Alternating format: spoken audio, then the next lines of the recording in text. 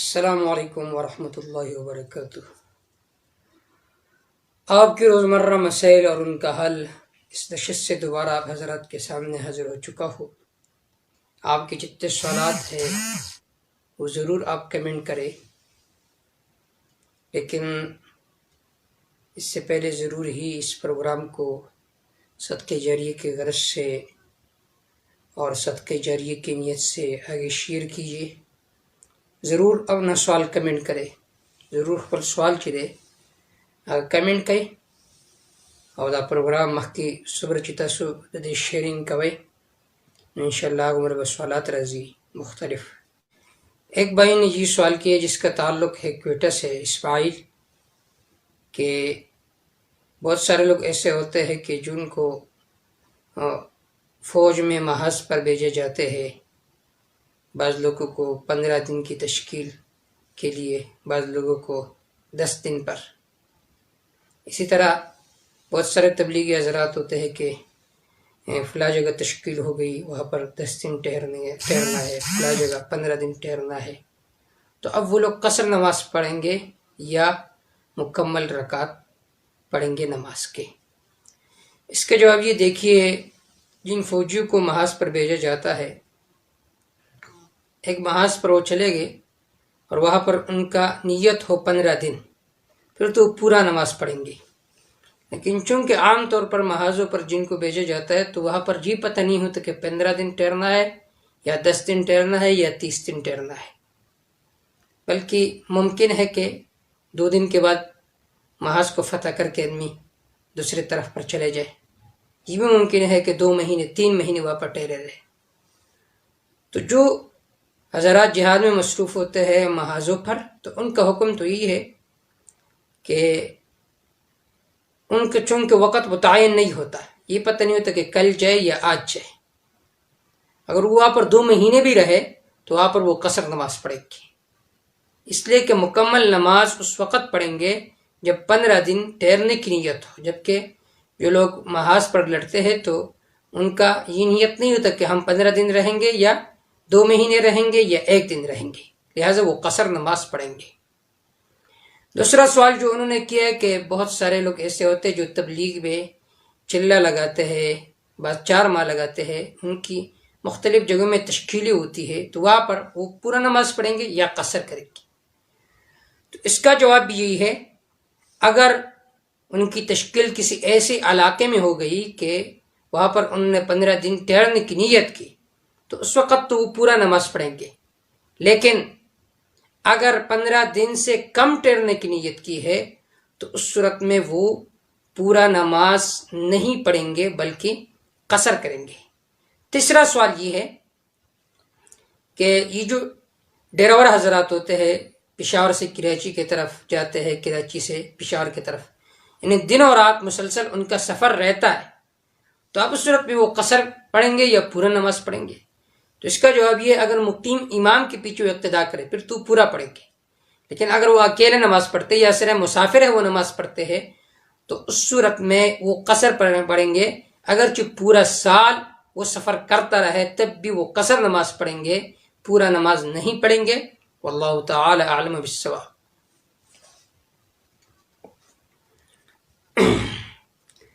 ایک بھائی نے یہ سوال کیا ہے کہ آیا کسی مرد کے لیے جائز ہے کہ وہ عورتوں کے لیے نماز پڑھائے؟ مثلا باپ ہے، بھائی ہے، شوہر ہے، وہ گھر میں آ جاتا ہے اور اس کے پیچھے ساری عورتیں کھڑی ہو جاتی ہے، کیا ان کے لیے یہ نماز پڑھنا جائز ہے؟ اس کا جواب یہ دیکھیے، یہ بات ذہن میں رکھے کہ عورتوں کے لیے تنہا نماز پڑھنا یہ بہتر ہے۔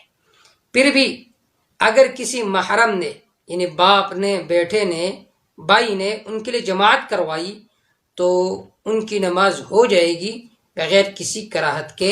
واللہ تعالی اعلم بالصواب۔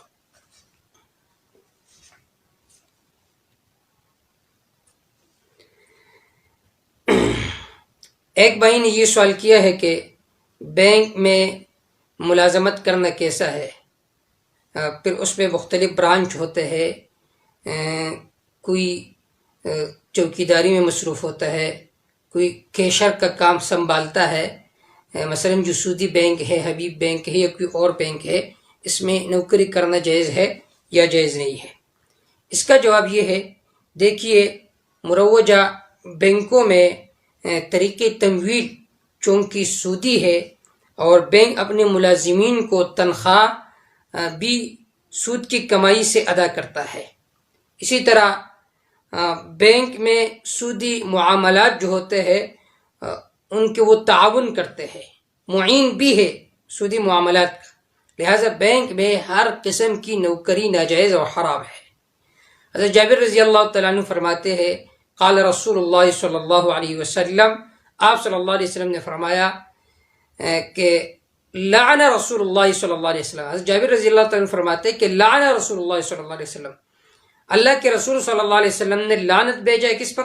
آکل الربا وموکلہ وکاتبہ وشاہدیہ وقال ہم سواء، رواہ مسلم۔ آپ صلی اللہ علیہ وسلم نے فرمایا جو سود کھاتا ہے اس پر بھی اللہ کی لعنت ہے، جو سود کھلاتا ہے، جو سودی لین دین کے لیے بطور کاتب کے کام کرتا ہے، بطور گواہ کے کام کرتا ہے، تو ان پر آپ صلی اللہ علیہ وسلم نے لعنت بھیجا ہے، اور آپ صلی اللہ علیہ وسلم نے فرمایا ہم سواء، یہ لوگ گناہ میں سب کے سب برابر ہے۔ امام مسلم رحمہ اللہ نے اس روایت کو نقل کیا ہے۔ لہٰذا بینک میں، وہ بینک خصوصاً جن میں طریقے تمویل مکمل سودی ہے، تو ان میں کسی قسم کا ملازمت کرنا جائز نہیں ہے، واللہ تعالی اعلم بالصواب۔ ایک بھائی کا سوال یہ ہے کہ میں نے نظر مانا ہے، نظر کہ میرا فلاں کام ہو گیا تو میں اتنے چاول پکاؤں گا، دیگ میں پکاؤں گا، تو آیا کسی اور برتن میں اگر اس کو پکائے تو جائز ہے؟ اس کا جواب یہ بالکل، اگر دیگ میں پکائے یا کسی اور برتن میں پکائے جائز ہے، لیکن بشرطے کہ جتنا چاول دیگ میں آتا ہے وہی چاول آپ کسی دوسرے برتن میں پکائیں۔ دوسرا سوال اس کا یہ کہ کیا جس نے نظر مانا ہے وہ خود اپنے اس چاول سے کچھ کھا سکتے، ان کے رشتہ دار کھا سکتے یا نہیں؟ اس کا جواب یہ ہے کہ جو فقراء ہوتے ہیں، یعنی جن پر زکوٰۃ ہوتا ہے، تو وہ یہی نظر کا جو نظر آپ نے مانا ہے اس کو کھا سکتا ہے۔ جن پر زکوٰۃ نہیں ہوتا وہ نہیں کھا سکتے، آپ بھی نہیں کھا سکتے، آپ کی بیوی بھی نہیں کھا سکتی ہے، آپ کے بیٹے بھی نہیں کھا سکتے۔ اس کے علاوہ جو فقیر ہے، جو جن پر زکوٰۃ ہوتا ہے، جو مستحق زکوٰۃ ہے، زکوٰۃ کا جو مستحق ہے جن پر زکوٰۃ ہوتا ہے، تو وہی لوگ کھا سکتے ہیں۔ علامہ شامی رحمہ اللہ نے اس بات کو ذکر کیا ہے کہ مصرف الزکاۃ والعشر هو الفقیر، کہ زکوٰۃ کا مصرف اور نظر کا مصرف یہ فقیر ہے، اور فقیر اس کو کہتے ہیں وَهُوَ مَن لَهُ أَدْنَىٰ شَيْءٍ، جن کے پاس کچھ نہ کچھ ہو، تھوڑا سا، لیکن نصاب تک اس کی مالیت نہ پہنچتی ہو۔ اس طرح علامہ شامی رحمہ اللہ فرماتے لَا يَأْكُلُ النَّاظِرُ مِنْهَا فَإِنْ أَكَلَ تَصَدَّقَ بِقِيمَةِ مَا أَكَلَ، کہ جس نے نظر مانا ہے وہ خود اس سے نہیں کھائے گا، اگر اس نے کھا لیا تو اتنے مقدار میں صدقہ کرے گا۔ حاصل یہ کہ جو زکوٰۃ کا مصرف ہے، یعنی نظر کا مصرف ہے، خود اس کو نہیں کھا سکتا، وہ لوگ بھی نہیں کھا سکتے جو جن پر زکوٰۃ نہیں ہوتا، جو مالدار ہے وہ بھی نہیں کھا سکتے، فقراء کھا سکتے ہیں، واللہ تعالی اعلم بالصواب۔ ایک بھائی نے یہ سوال کیا ہے کہ اگر میت عورت ہو تو اس پر نماز جنازہ میں جب آدمی دعا پڑھتا ہے تو اللہم اغفرہ پڑھیں گے یا اللہم اغفرہا؟ تو اس کا جواب یہ ہے کہ جب آپ کے سامنے عورت ہے پڑی ہوئی ہے تو آپ مؤنث کا صیغہ استعمال کریں گے اللہم اغفرہا، اور وہ دعائیں مختلف منقول ہے نماز جنازہ میں۔ ایک دعا تو یہ ہے جس کو امام مسلم رحمہ اللہ نے نقل کیا ہے، اللہم اغفر لہ وارحمہ وعافہ واعف عنہ وأكرم نزله ووسع مدخله وغسله بالماء والثلج والبرد ونقه من الخطايا كما نقيت الثوب الأبيض من الدنس وأدخله دارا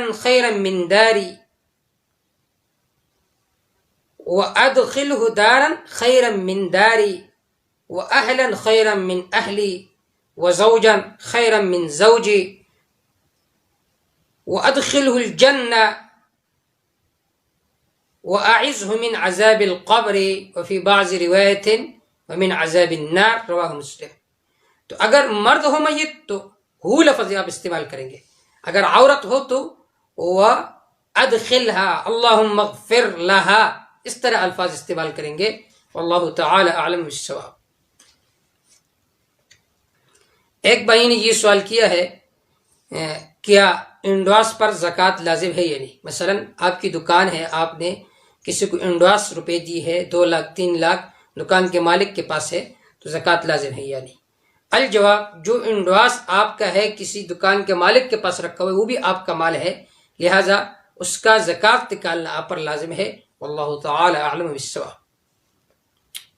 ایک بھائی نے یہ سوال کیا ہے کہ حضرت فاطمہ الزہرا رضی اللہ تعالی عنہ کا نماز جنازہ کس نے پڑھا ہے؟ اس کا جواب یہ، اس بارے میں مختلف روایات ہے۔ بعض روایت میں آتا ہے کہ خلیفہ اول افضل البشر بعد الانبیاء بالاطلاق حضرت سیدنا ابو بکر رضی اللہ تعالی عنہ نے حضرت فاطمہ الزہرا رضی اللہ تعالی عنہ کا نمازی جنازہ پڑھایا، اور یہی صحیح قول ہے جس کو محدثین نے نقل کیا ہے۔ کشف الباری کتاب المغازی جلد 8 پہ ہے کہ راجح قول یہ ہے کہ حضرت فاطمہ الزہرا رضی اللہ تعالی عنہ کا نمازی جنازہ خلیفہ اول افضل البشر بعد الانبیاء حضرت ابوبکر صدیق رضی اللہ تعالی عنہ نے پڑھایا۔ بعض روایت میں آتا ہے کہ حضرت عباس رضی اللہ تعالی عنہ نے پڑھایا ہے، اور بعض روایت میں آتا ہے حضرت علی رضی اللہ تعالی عنہ نے پڑھایا ہے، لیکن میں نے شروع میں کہہ دیا کہ راجح قول یہ ہے کہ حضرت ابوبکر صدیق رضی اللہ تعالی عنہ نے حضرت فاطمہ الزہرا رضی اللہ تعالی عنہ کا نماز جنازہ پڑھایا۔ واللہ تعالی اعلم بالصواب۔ ایک بھائی نے یہ سوال کیا ہے اگر کسی سے کوئی چیز گم ہو جائے تو کون سا وظیفہ پڑھے؟ تو اس کا جواب یہ ہے کہ بہتر یہ ہے کہ آپ یہ وظیفہ پڑھا کریں، انا للہ و انا الیہ راجعون، انا للہ و انا الیہ راجعون، انشاءاللہ یہ چیز مل جائے گی۔ واللہ تعالی اعلم بالصواب۔ ایک بھائی نے یہ سوال کیا ہے کہ زیر ناف بال کب صاف کرے اور صفائی کا طریقہ کیا ہے؟ اس کا جواب یہ ہے کہ بہتر یہ ہے کہ ہر ہفتہ زیر ناف بال صاف کیے جائے، اس طرح بغلوں کے بال صاف کیے جائے، اس طرح ناخن کاٹا جائے ہر ہفتہ، یہ سب سے زیادہ بہتر ہے۔ اگر یہ نہ ہو سکے تو 15 دنوں کے بعد، اگر یہ بھی نہ ہو سکے تو 40 دن پر اس کو کاٹنا لازمی ہے۔